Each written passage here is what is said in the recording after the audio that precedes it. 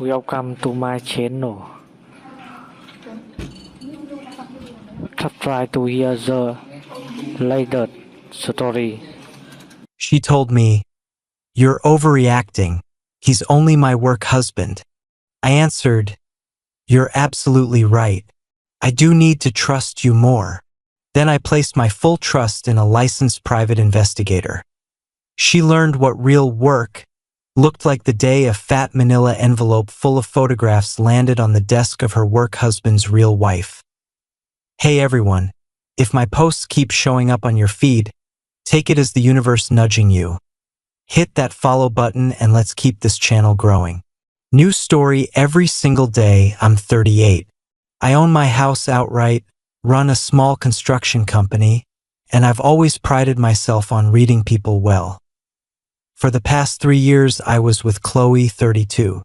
When we met, she was sharp, hilarious, driven, the whole package. We built what I thought was a solid life. She moved into my place about 18 months ago and everything felt right, steady, comfortable. Then, roughly 6 months ago, the ground started shifting under me. It all began with one name, Liam, senior account director at her firm. At first, it was innocent. Liam loved my slides today. Liam and I carried the whole team on the budget report. Normal coworker stuff. I didn't think twice. But his name started appearing in every other sentence. Then came the phone habits. The device that used to sit face up on the coffee table now never left her grip. Screen always tilted away from me. I'd catch Liam's name lighting up the lock screen at 10:30 on a weeknight and watch her mouth curve into a private little smile before her thumbs flew across the keyboard. Next came the late nights at the office. What used to be a once-in-a-blue-moon thing turned into a twice-weekly ritual. She'd roll in after 11 smelling faintly of red wine and adrenaline. Eyes bright, going on about the insane day Liam and I just had. The real wake-up call was the weekend she bailed on concert tickets I'd bought months earlier for her birthday. At 4:55 p.m. she rang me. "Babe, I'm so sorry. Massive client emergency. Liam and I have to pull an all-nighter to save this account. We literally have no choice." I heard cars honking in the background. Definitely not inside the office building. When I gently pointed that out, her tone flipped to ice. "I'm in an Uber heading back right now. Do you seriously not trust me?" I swallowed the cost of the tickets. She strolled in after 1 a.m., full of apologies but zero actual remorse. The final red flag before I said anything was an inside joke at a friend's cookout. Her phone buzzed. She read it and let out a deep, delighted laugh. Our friend's wife asked what was so funny. Qley waved it off with a secretive grin. "Oh, just a work thing. You wouldn't get it." The way she said it made it clear she and whoever was on the other end of that text lived in a club I wasn't invited to. That night I brought it up. Calmly. No yelling, no accusations. Just facts. The constant texting, the sudden avalanche of late nights, the private jokes, it was making me uneasy. It felt like her connection with this colleague was starting to eclipse ours. She looked at me like I was a child who just failed a simple test. Sighed theatrically. "Mark, you're being paranoid. He's just my work husband. Every woman has one. It's completely platonic and harmless. It's how we survive the stress at the office." I repeated the phrase work husband just to feel how wrong it sounded in my mouth. "I'm your actual partner, Qley. The person you live with, the person you say you're building a future with. You don't need a pretend husband at work." She rolled her eyes so hard I thought they might stick. "This right here is exactly why I didn't want to tell you. You're jealous and insecure. You need to trust me." Something inside me went very still and very cold. I realized arguing further would only cement me as the irrational, controlling boyfriend in her story. So I did the opposite. I softened my face, gave a small ashamed smile and said, "You know what? You're right. I'm sorry. I'm letting my imagination run away with me. I'll work on trusting you more." Instant relief flooded her face. She practically bounced over to hug me. "Thank you, babe. I knew you'd get it. There's nothing to worry about, I promise." That night she fell asleep happy, believing she'd trained me back into line. I stared at the ceiling until 4 a.m. and made a plan. The next morning, while she was in the shower, I opened my laptop and started researching the highest-rated private investigators in the area that specialized in infidelity cases. I found one run by a former police detective named Sarah. 5-star reviews across the board. I filled out their secure contact form. By noon, I had a reply. I took the consultation call from my truck between job sites. I laid everything out for Sarah. The work husband, the sudden schedule changes, the dismissive attitude when I brought it up. I told her I didn't want theories. I wanted cold, hard evidence either way. She asked the standard question, "What will you do with whatever we find?" I told her the truth. If I'm wrong, I'll eat crow and apologize. If I'm right, I need proof that can't be gaslit away so I can end things cleanly. She liked the answer. We agreed on terms. I paid the retainer from my business account, not the joint one. I handed over every scrap of info I had. Qley's full name, photo, license plate, work address, Liam's full name from an old email signature I'd seen.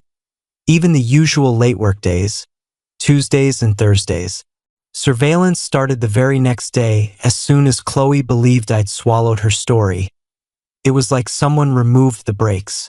The late nights doubled. The texting became shameless.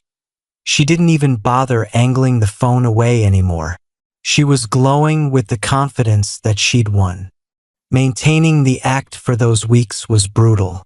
I'd come home, ask about her day, and she'd launch into glowing sagas of how she and Liam had crushed it in meetings, how they were totally in sync, how they were finishing each other's sentences. I'd nod, force a smile and say, "Sounds like you two make a great team," while my insides twisted. 2 weeks in, Sarah sent the first batch. A password-protected PDF and low-light photos.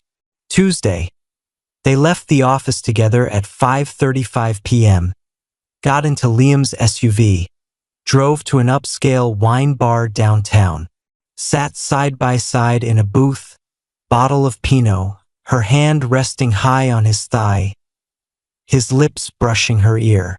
Thursday, different bar, darker, his arm locked around her waist. A long makeout session caught on camera outside before they disappeared into his car. Bonus detail Sarah dug up. Liam was very married. Wedding ring clearly visible. 2 kids. House in the suburbs. His wife's name, Jennifer. The photos didn't break me. They freed me. Doubt was gone. I called Sarah and told her this was solid, but I needed the kind of evidence that ends any possible denial. I also asked for a full dossier on Jennifer. Address, routines, everything. Money was no object. 3 more weeks of Oscar-worthy acting from me. Qley got sloppy. She stopped inventing elaborate cover stories. Every Tuesday and Thursday became sacred emergency deadline nights. Then the final package arrived at my office via courier. Thick manila envelope, no return address, marked personal.